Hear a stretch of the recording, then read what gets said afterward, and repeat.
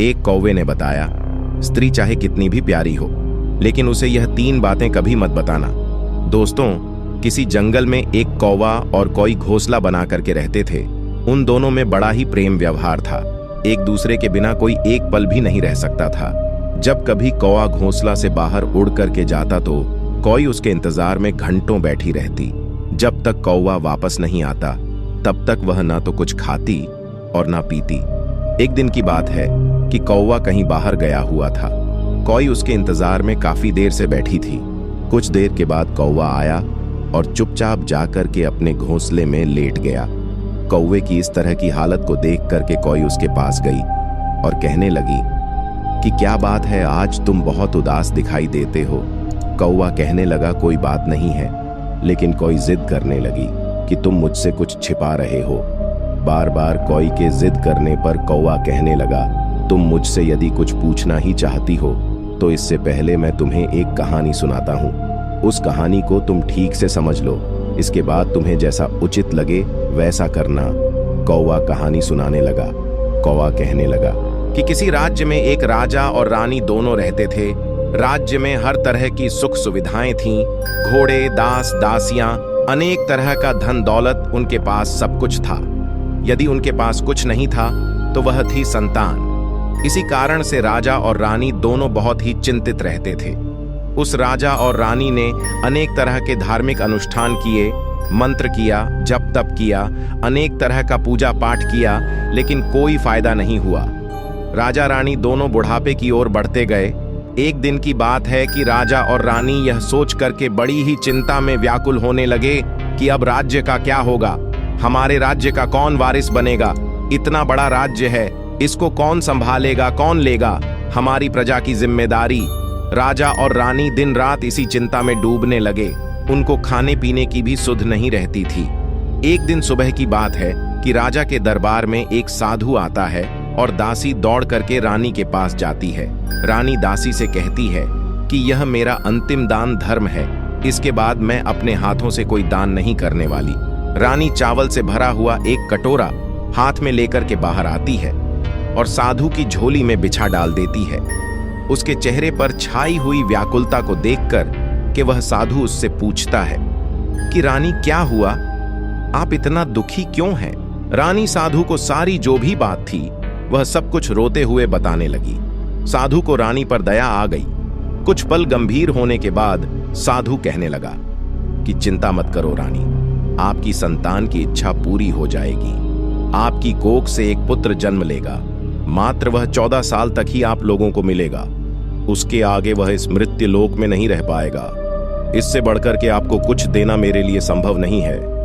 अपनी बात पूरी करते करते उसने अपनी झोली में से हाथ डाला और थोड़े से चावल निकाल करके रानी को दे दिया और कहा कि आप और राजा दोनों इस चावल की खीर बना करके दोनों खा लेना, इससे तुम्हें पुत्र की जल्दी प्राप्ति होगी। इतना कह करके वह साधु वहां से चला गया। उस साधु के जाने के बाद रानी सोचने लगी कि 14 साल तो सही है, उतने समय के लिए हमें पुत्र तो मिलेगा, यही काफी है। उतने साल तक मैं उसे जी जान से बड़ा करूंगी, उसका पालन पोषण करूंगी, उसे बहुत प्यार करूंगी, उसे दुलार करूंगी और अपनी संतान की जो हमारे मन में इतने दिनों से इच्छा मरी पड़ी हुई थी वह जीवित हो जाएगी।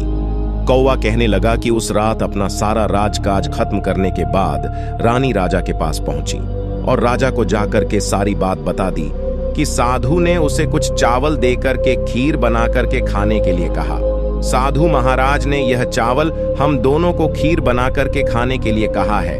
राजा कहने लगा, इतना दान धर्म किया, जब तब किया कोई फल नहीं मिला, अब इस खीर से हमें संतान की प्राप्ति होगी क्या? उस पर रानी कहने लगी, जब इतना सब कुछ किया तो अब यह भी सही इतना भी कर लेते हैं, हो सकता है इसके बाद ईश्वर हमारी इच्छाएं को पूरी कर दे। उस साधु के क्रोध को क्यों बुलावा दे? यदि उसका हम कहना नहीं मानेंगे तो वह साधु नाराज हो जाएगा। राजा को अब किसी पर विश्वास था नहीं, लेकिन पत्नी को दुख ना पहुंचे इसलिए वह राजा राजी हो गया। एक दिन क्या होता है कि राजा और रानी दोनों स्नान करते भगवान का नाम लेकर के अपने पूर्वजों का स्मरण करते हुए और उस संत का नाम लेते हुए उस चावल से खीर बनाते हैं और दोनों खा लेते हैं। उसके बाद निश्चिंत होकर के राजा और रानी दोनों सो जाते हैं। कुछ दिन बीत जाते हैं और साधु द्वारा कहे के अनुसार रानी गर्भवती हो जाती है। उस पर राजा रानी बहुत ही खुश होते हैं और उनकी खुशी फूले नहीं समाती है। राजा रानी से कहने लगा कि महारानी, सचमुच साधु महाराज की कृपा हमारे ऊपर बरस पड़ी है। जब उसका समय पूरा हुआ, 9 माह के बाद पूरे समय के अनुसार रानी ने एक बहुत ही सुंदर पुत्र को जन्म लिया। बड़ा ही तेज था, उसके चेहरे पर मुखमंडल उसका चमक रहा था। राजा ने बड़ी धूमधाम से पुत्र के नामकरण किया और सारे राज्य में कई दिनों तक भंडारा चलवा उत्सव मनाया गया। और अब पुत्र की कुंडली को देखने के लिए राज्य के सबसे बड़े विद्वान पंडित को राजा ने बुलवाया। पंडित जी ने जब उस पुत्र की कुंडली को देखा तो पंडित जी कुंडली देख करके बहुत चिंतित हो गए।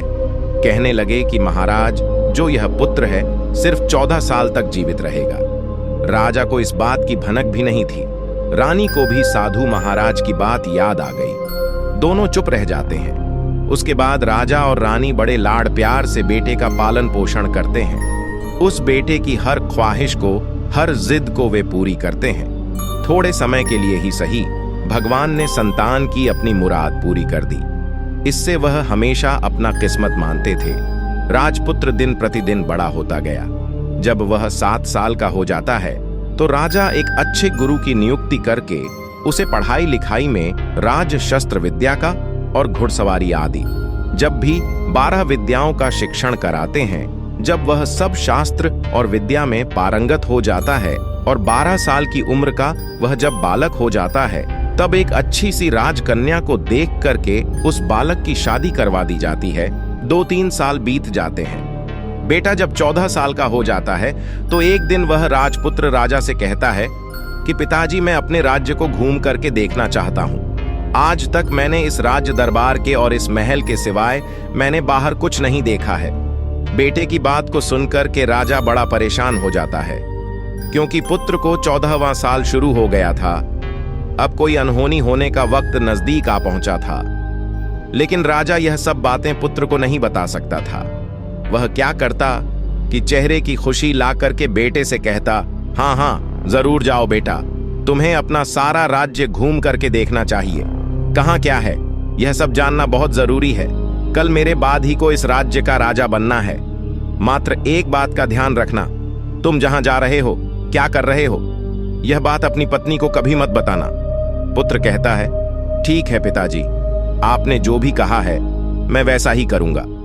एक दिन क्या होता है कि राजपुत्र दिन भर अपनी पत्नी के साथ मौज मस्ती करता है, खुशियां मनाता है और रात को ठीक 12 बजे बिस्तर से उठकर के बाहर चला जाता है। फिर सुबह होने से पहले वह वापस अपने महल में आकर के सो जाता है। ऐसे बहुत दिनों तक चलता रहा। अब पुत्र का 14वां साल खत्म होने में कुछ ही दिन समय शेष रह गया था। एक दिन की बात है कि उसकी पत्नी छोटी रानी रात में जाग जाती है। रानी देखती है कि बिस्तर पर जो वह राजकुमार है वह नहीं है। महल में सब जगह देखती है, खोजती है, पर वह कहीं नजर नहीं आता है। क्या करेगी, किससे कहेगी? वह चुपचाप रहती है। फिर सुबह होने पर वह देखती है कि उसका पति अपने बिस्तर पर सोया हुआ है। वह पति से कुछ नहीं पूछती। लेकिन दूसरी रात भी वैसे ही होता है, तीसरी रात, चौथी रात, ऐसे कई दिनों तक चलता रहता है। रानी इस तरह की व्यवहार को देख करके अपने पति के बहुत चिंतित हो जाती है, उदास हो जाती है। पति रात को कहां जाता है, क्या करता है, किससे मिलता है, उसके मन में अनेक तरह के सवाल उठते हैं, लेकिन उसे पूछने में उससे डर लगता है। शायद पत्नी के पूछने पर पति को गुस्सा आ जाए और वह गुस्से में आकर के कुछ भी कर बैठे। सास ससुर से पूछने के बारे में सोचा तो उसकी कुल मर्यादा के बीच में आ जाती है। सोचने लगती है कि इस बात को अपने सास ससुर से क्यों पूछूं।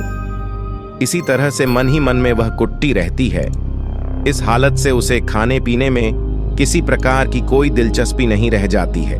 धीरे धीरे वह एकदम से दुबली पतली होकर के कमजोर हो जाती है। उस राज्य में एक दिन की बात है कि एक फूल बेचने वाली बूढ़ी मालिन आ गई। वह हमेशा छोटी रानी को फूल देने के लिए महल में आया करती थी। उस बुढ़िया का ध्यान छोटी रानी पर चला जाता है। वह छोटी रानी से पूछती है कि बेटी क्या बात है, तुम क्यों दुखी हो? इस तरह से मैं देखती हूं कि तुम सोख करके कांटा होती जा रही हो।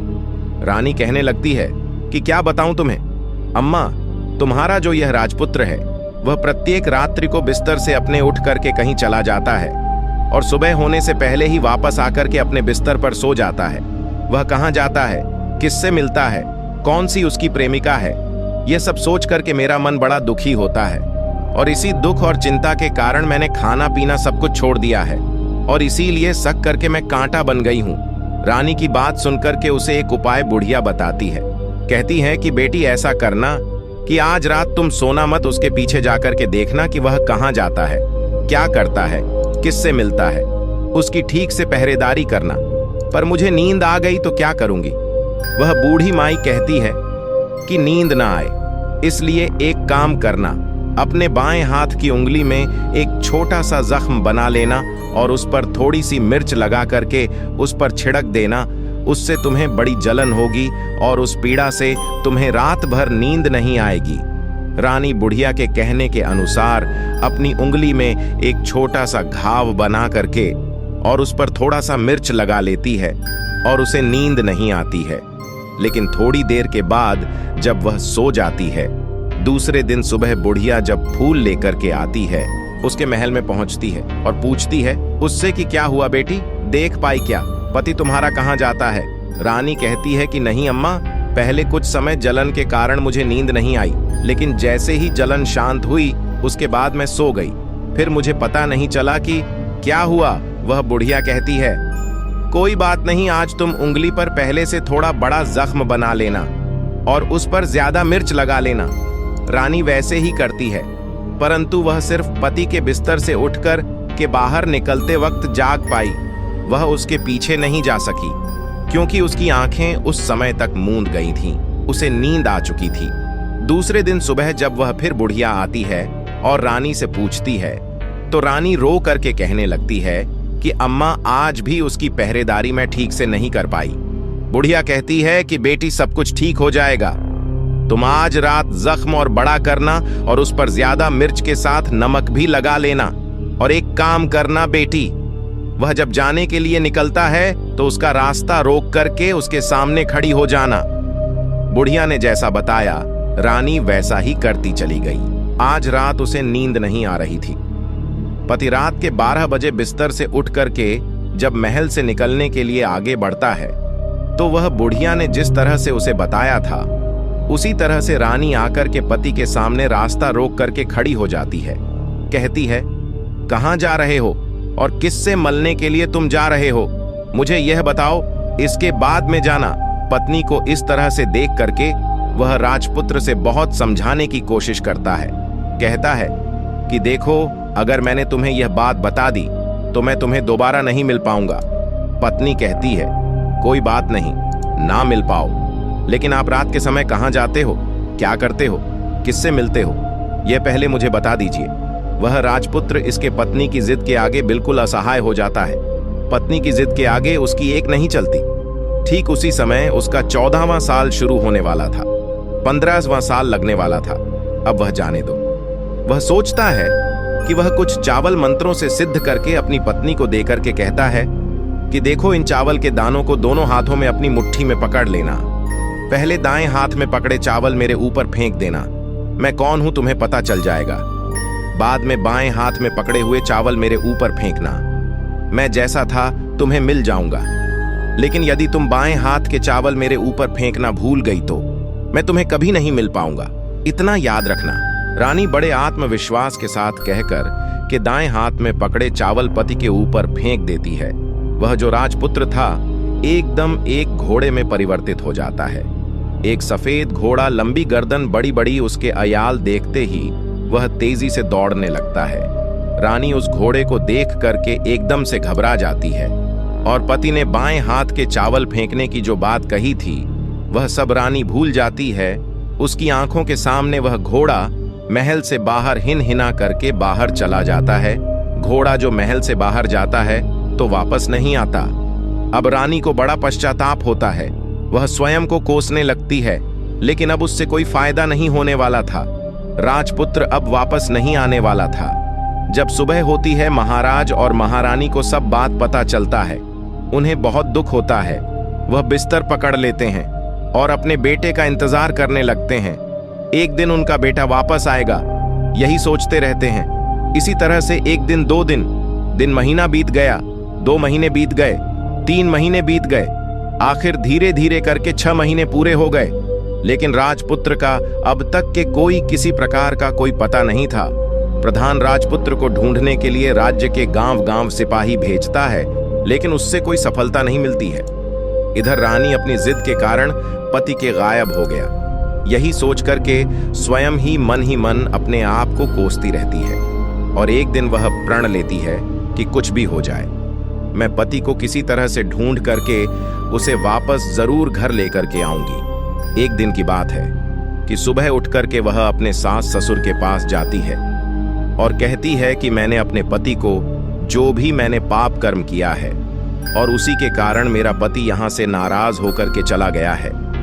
मैं किसी भी कीमत पर अपने पति को खोज करके लाऊंगी और मैं अपने पति की खोज में जा रही हूं। महाराज और महारानी को क्या चाहिए था? उनका पुत्र था, बेटा किसी तरह से उनको मिलना चाहिए था। वह बहू को जाने की आज्ञा दे देते हैं, कहते हैं कि बेटी तुम्हें जो चाहे वह करो, जहां जाना हो वहां जाओ, लेकिन हमारे बेटे को वापस लेकर के आओ, भगवान तुम्हें कामयाबी दे।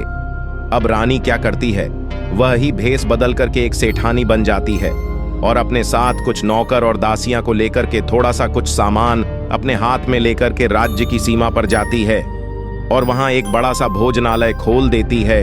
वह आने वाले सब यात्रियों को वह मुफ्त में खाना खिलाने लगती है और उनसे कहती है कि तुम्हें जो खाना है उसके लिए एक शर्त है। कोई अजीब चीज उसकी मालकिन को यानी राजकन्या को बतानी पड़ेगी, जो वहां आने वाला हर नागरिक अपनी तरफ से मैंने यह देखा है, मैंने वह देखा है कहकर वहां से मुफ्त खाना खा करके जाता था।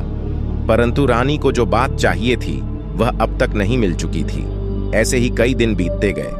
एक दिन क्या होता है कि रानी के महल फूल लेकर के जाने वाली बुढ़िया के एक बेटा और बहू थे। उनका एक छोटा बेटा था, यानी बुढ़िया का एक पोता था। बेटा और बहू सुबह काम के लिए जब निकलते तो पोते को संभालने की जिम्मेदारी बुढ़िया पर रहती थी। बुढ़िया दिन भर पोते को अपने पालती थी। एक दिन होता क्या है कि बुढ़िया को पान खाने की बड़ी आदत थी। वह पान खाने के लिए उसे छूना चाहिए था।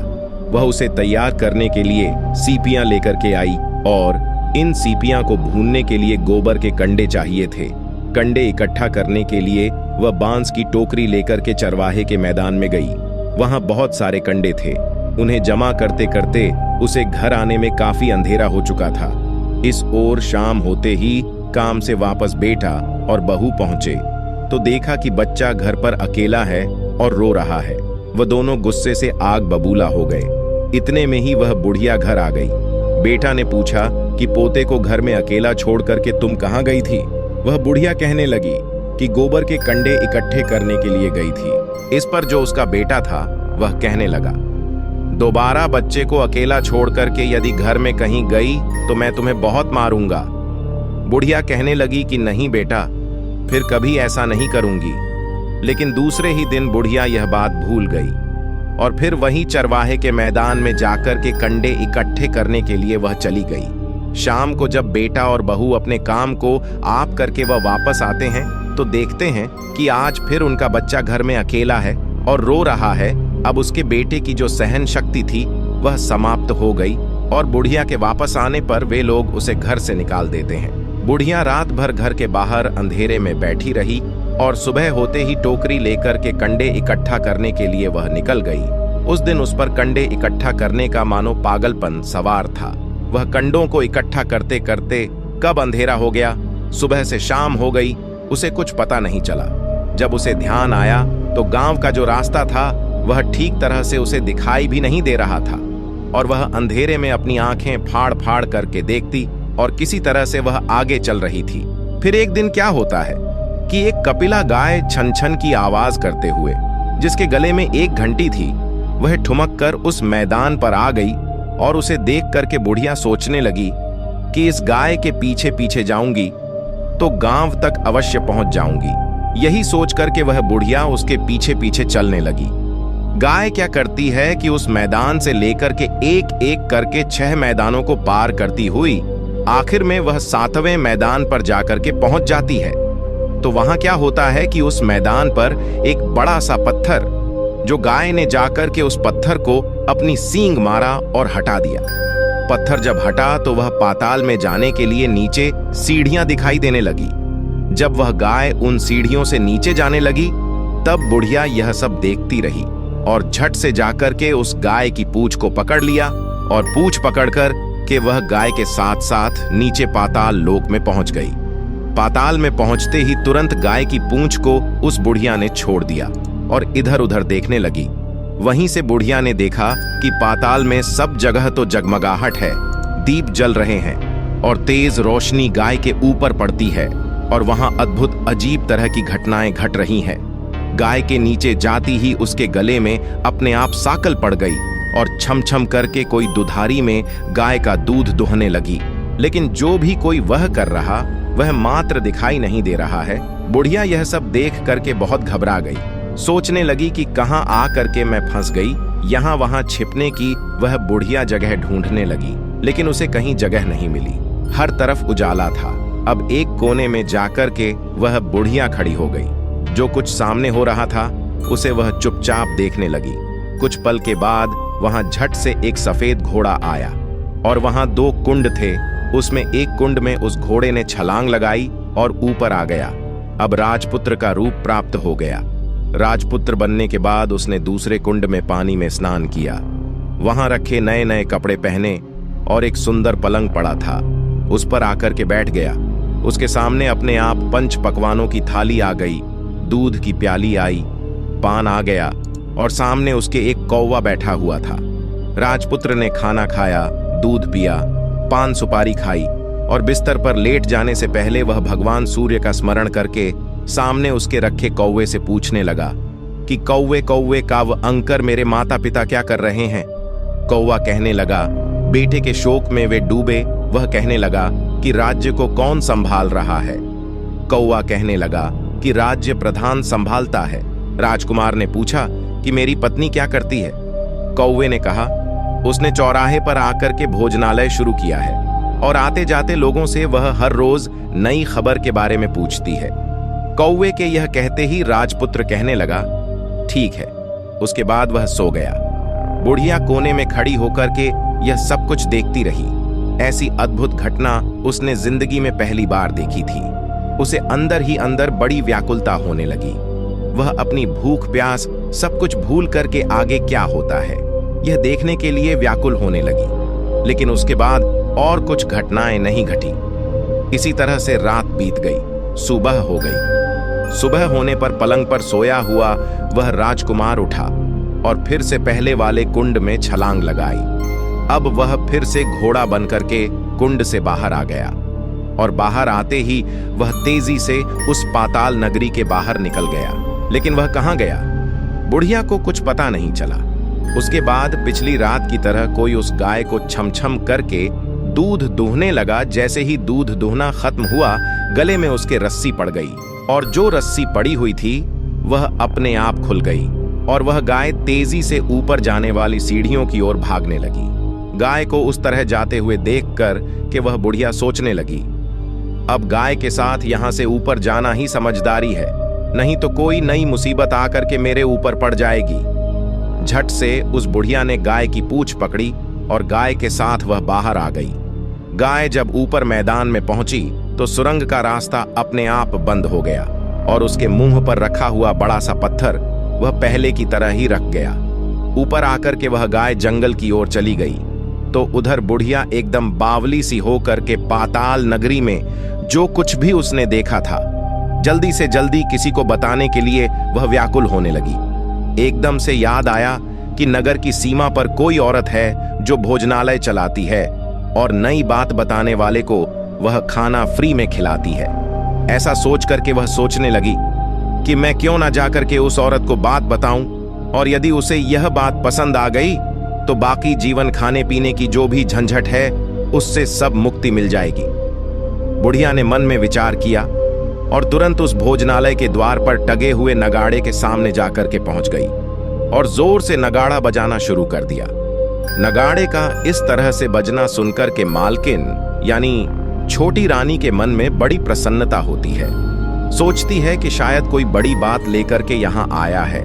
रानी सिपाहियों को आदेश देती है कि जाइए और जो भी कोई आया है उसकी अच्छी तरह से खातिरदारी कीजिए। आदेश पाते ही सिपाही नीचे दौड़ करके गए तो एक बुढ़िया नगाड़ा बजा रही है। उन्होंने उस बुढ़िया से पूछा कि और ये बुढ़िया क्या हुआ, क्यों नगाड़ा बजा रही है? बुढ़िया कहने लगी, कुछ नहीं बेटा, यहाँ खाना मिलता है ना, इसीलिए आई हूँ, खाना चाहिए, मिलेगा। लेकिन मुझे तुमसे कोई नई बात जाननी है, वह तुम्हें पहले बतानी पड़ेगी। बुढ़िया ने कहा कि हाँ बताऊंगी। एक बात मालूम है मुझे, इस पर सिपाही उसे अंदर लेकर के आए। उनको मालकिन का आदेश था कि जो कोई बूढ़ा बुजुर्ग वहां आए उनके साथ अच्छी तरह से पेश आना और उनका अच्छा से आदर सत्कार करना और सेवा करना। सिपाही ने उस बुढ़िया को भरपूर आदर सत्कार किया और बड़ी सी थाली भर करके अनेक तरह के व्यंजन को परोस दिया। बुढ़िया कुछ दिनों से उन्होंने खाना नहीं खाया था।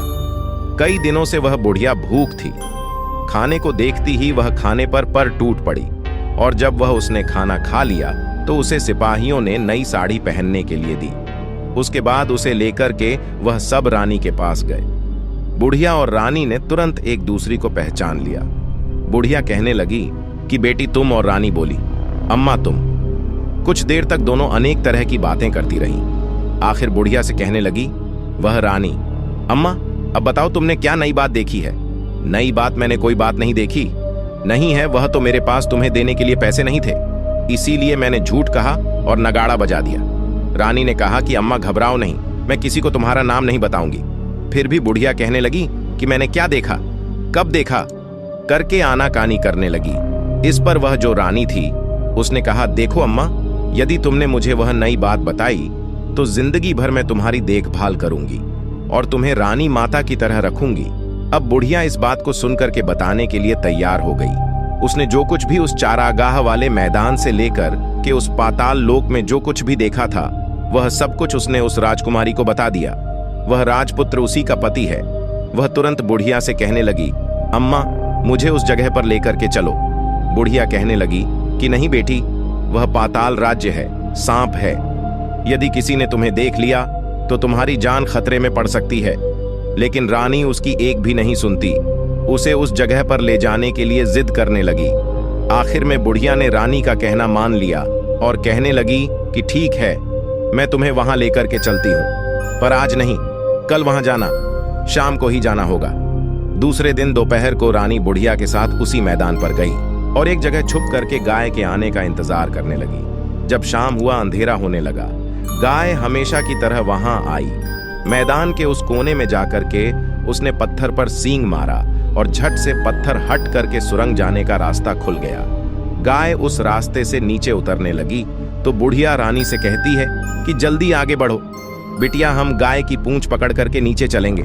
वे दोनों बुढ़िया और रानी गाय की पूंछ पकड़ करके पाताल लोक में पहुंच जाते हैं और बुढ़िया पहले की तरह कोने में छिप जाती है। कोने में छिपी व नीचे सब कुछ पहले जैसी जो घटनाएं थीं वह घटित हो रही थी। गाय के गले में अपने आप रस्सी पड़ गई। कोई अदृश्य आदमी आकर के उस गाय को धोने लगा। एक सफेद घोड़ा आकर के एक कुंड में छलांग लगाया और राजपुत्र के रूप में वह बाहर आया। राजपुत्र दूसरे कुंड में नहाने के बाद उसने सामने रखी थाली आ गई और दूध की प्याली आ गई, पान सुपारी आ गया। राजपुत्र सब कुछ खाने और पान खाने के बाद सोने के लिए पलंग पर गया और सोने से पहले सूर्य देव का नाम लेकर के उसने सामने बैठे हुए कौवे से फिर पूछा, कौवे कौवे कंकर, मेरे माता पिता इस समय क्या कर रहे हैं? कौवे ने कुछ जवाब नहीं दिया, बल्कि वह उदास हो गया। राजपुत्र को कुछ एहसास हुआ, वह संदेह हो गया, वह उदास हो गया और जो कुछ हुआ वह हो जाने दो, ऐसा सोच करके सोने के लिए बिस्तर पर लेट गया। अब रानी का संयम छूट गया। वह दौड़ करके पति के पास गई और उसके पैर पकड़ने के लिए आगे बढ़ने लगा। राजपुत्र तुरंत ही पत्नी को पहचान गया। वह झट से पीछे हटा और चिल्लाने लगा, नहीं नहीं, मुझे मत छूना वरना सर्वनाश हो जाएगा। रानी दोनों हाथ जोड़ करके पति से अपनी भूल की माफी मांगने लगी। स्वामी, मुझसे बड़ी भूल हो गई, मुझे आपसे कुछ नहीं पूछना चाहिए था कि रात को कहाँ जाते हो। मैं अपनी भूल स्वीकार करती हूँ। मुझे मेरी भूल की सजा मिल गई है। अब आप घर चलो। आपके वियोग में आपके माता पिता ने बिस्तर पकड़ लिया है। वह सौंप करके कांटा हो गए हैं और आपकी प्रजा बड़ी दुखी है। उस पर राजपुत्र कहने लगा, वहीं तो एक बार तुम गलती कर बैठी हो, अब दोबारा मत करना, नहीं तो तुम्हें जो दिख रहा हूं वह भी नहीं दिखूं। रानी रोने लगी, जोर जोर से जमीन पर सर पटकने लगी। राजपुत्र के मन में रानी के दया आ गई। वह उससे कहने लगा, यदि तुम मुझे पाना चाहती हो तो तुम्हें एक काम करना होगा। काम बड़ा कठिन है और वह काम तुम्हें अकेले ही करना होगा। रानी ने कहा, कहो कितना भी कठिन काम होगा, मैं उसे पूरा करूंगी। उस राजपुत्र ने कहा कि इस पाताल से ऊपर जाते ही तुम्हें एक बड़ा घना जंगल नजर आएगा और इस तरह के 6 जंगलों को पार करने के बाद जब 7वां जंगल तुमको मिलेगा तो उस जंगल के बीचों बीच में एक बरगद का पेड़ है और उसके आसपास जगह जगह पत्ते, फंदे, जटाए, कांटे आदि सब झक चुका है। वहां बाघ, शेर, भालू, सांप सभी आकर के वहां बैठते हैं। तुम्हें उन सबको भगा करके उस जगह को साफ करना है और उसको गोबर से लीप करके पवित्र बनाना है। वहां पर रंगोली सजा करके उसके बाद वहां पर धूप, दीप, अगरबत्ती करके फूल कुमकुम से पेड़ के तने की पूजा करनी है और दूध दही से बने चावल का भोग चढ़ाना है। यह सब तुम दोपहर को 12 बजे से पहले करना होगा और 12 बजे के समय तुम्हें उस जगह पर बैठ करके सूर्य भगवान का मंत्र का जाप करना है। ठीक 12 बजे सूर्य भगवान का रथ आकर के वहां उतरेगा और वह सब देख करके जब खुश हो जाएंगे और कहेंगे कि जिस किसी ने यह सब किया है उसे मैं मनचाहा वरदान देना चाहता हूं, ऐसा सुन करके तुम सामने जाना और उनके रथ का दाहिना घोड़ा मांग लेना, मैं तुम्हें मिल जाऊंगा। इतना कह करके वह राजपुत्र अपने पलंग पर जाकर के सो गया और छोटी रानी सुबह होने का इंतजार करने लगी। सुबह होते ही वह बुढ़िया के साथ गाय की पूंछ पकड़ करके ऊपर आ गई। ऊपर आने के बाद वह बुढ़िया से कहने लगी, अम्मा अब मैं अकेले आगे जाऊंगी, तुम भोजनालय को वापस चली जाओ। वह जंगल में जाकर के राजपुत्र के द्वारा बताई गई जो भी बात थी वह ढूंढने लगी और स्वयं आरी से उस जगह सब कुछ काटने के बाद साफ सफाई किया और जैसे उस राजपुत्र ने कहा था वैसे ही उसने उस जगह को साफ करके, लीप पोत करके और चंदन, धूप, दीप, अगरबत्ती करके दूसरे दिन पौ फटने से पहले ही वह वहां जाकर के यह सब कुछ कर दिया और बैठ करके भगवान सूर्य का स्मरण करने लगी। जैसा कि उसके पति ने बताया था, दोपहर को ठीक 12 बजे सूर्य भगवान का रथ उस स्थान पर आकर के रुक गया। सूर्य भगवान ने जब रथ से नीचे देखा तो सुगंधित वातावरण देख करके वह बहुत प्रसन्न हो गए। कहने लगे कि जिस किसी ने यह काम किया है वह यहाँ आकर के मुझसे मनचाहा वरदान मांग ले, उसे मैं अवश्य दूंगा। रानी ने जब यह शब्द सुना तो बिना किसी संकोच के दौड़कर के वह सूर्य भगवान के सामने आई और उनको साष्टांग प्रणाम करके कहने लगी, भगवान वह मैं ही हूं, मैंने इस जगह को साफ किया है। अच्छा तो तुम्हें जो चाहिए वह वरदान मांग लो। भगवान मुझे आपकी रथ का दाहिना घोड़ा चाहिए। सूर्य भगवान बोले, नहीं नहीं, मैं तुम्हें ऐसा नहीं दे सकता। मैं किसी भी तरह से तुम्हें रथ का यह घोड़ा नहीं दे सकता। मेरे रथ में 12 घोड़े हैं, तुम चाहो तो कोई और घोड़ा मांग लो, लेकिन यह दाहिना घोड़ा मत मांगो, वह मैं तुम्हें नहीं दे सकता। छोटी रानी ने एक भी नहीं सुना। वह सूर्य से एक ही बात कह रही थी कि हमें कुछ भी हो और कुछ नहीं चाहिए, आपके रथ का सिर्फ दाहिना घोड़ा ही चाहिए। वह आपके पैरों में, वह सूर्य भगवान के पैरों में कहने लगी कि मैं गिर करके अपनी जान दे दूंगी। सूर्य भगवान के पास धर्म संकट पड़ गया। उन्होंने वचन दे दिया था, अब अपने वचन से पलट नहीं सकते थे। उन्होंने कहा, ठीक है, दे दिया तुम्हें घोड़ा। सूर्यदेव ने कहा कि फिर एक बात और कही, देखो मैंने तुम्हें घोड़े को तो दे दिया, लेकिन वह तुम्हें यहाँ नहीं मिलेगा, तुम्हें उसे जाकर के पाताल लोक से लाना होगा। रानी कहने लगी, पाताल क्या भगवान, मैं उन्हें पाने के लिए कहीं भी जा सकती हूँ और किसी हद तक कुछ भी कर सकती हूँ। रानी को वचन देकर के सूर्यदेव अपने मार्ग में चले गए और इधर रानी जंगल से अपने भोजनालय में आ गई। फिर वह बुढ़िया को लेकर के उस मैदान पर आ गई। जल्दी ही शाम हो गई। शाम होते ही वहां पर गाय पहुंची और गाय की पूंछ पकड़ करके वे दोनों वहां पर पाताल लोक में जाकर के पहुंच गई। रानी और बुढ़िया जल्दी जल्दी नीचे जो कुछ भी पाताल लोक में घटनाएं थीं, वह सब पहले की तरह ही घटित होने लगी। घोड़े का एक कुंड में स्नान करके राजपुत्र बनना, नहा धो करके पलंग पर जाकर के बैठना और खाने पीने की थाली उसके सामने आना, जो कुछ पहले हुआ था वह सब उसी तरह से हो गया। लेकिन आज एक नई बात घटी। आज दो दो थाली दो दो, दूध की प्याली दो दो, पान बीड़े उसके सामने आए। वह कुछ नहीं बोला, अपने हिस्से की थाली खा करके, दूध पी करके, पान खा करके वह सोने के लिए चला गया। और हमेशा की तरह सोने से पहले वहां बैठे कौवे से वह पूछने लगा, कौवे कौवे काव अंकर, मेरे पिता क्या करते हैं? उस कौवे ने जवाब दिया कि वे दोनों तुम्हारे शोक में मरने की स्थिति में पहुंच गए हैं। ऐसा झट से उसकी सुनते ही आंखों से आंसू बहने लगे।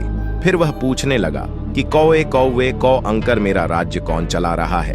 वह कौवा कहने लगा कि तुम्हारा राज्य प्रधान चला रहा है और वह सब कुछ हड़प चुका है। वह प्रजा पर बहुत अत्याचार कर रहा है। यह सुनकर के राजपुत्र को बड़ा गुस्सा आया।